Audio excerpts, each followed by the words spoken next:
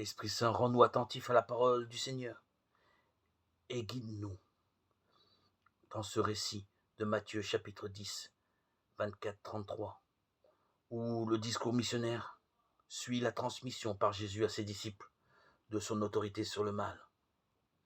Matthieu 10, 1. Pourtant, cette autorité ne protège pas des persécutions, d'un combat entre ténèbres et lumière. Jésus éduque ses disciples pour qu'ils soient des témoins crédibles. S'il parle aux foules, il instruit le groupe des 12 en secret, au creux de l'oreille. Son enseignement est sous forme de paraboles qui nécessitent que soit levé leur caractère énigmatique. Ce que je vous dis dans les ténèbres, dites-le en pleine lumière. Verset 27.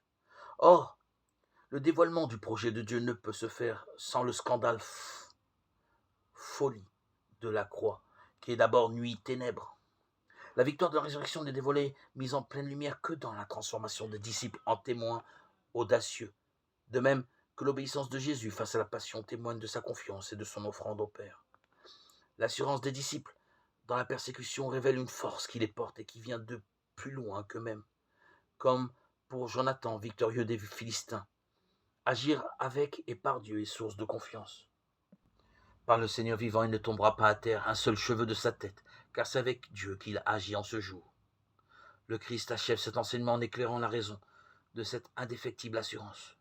L'union devant le Père des cieux, entre lui-même et ses disciples, comme elle existe entre le Maître et ceux de sa maison.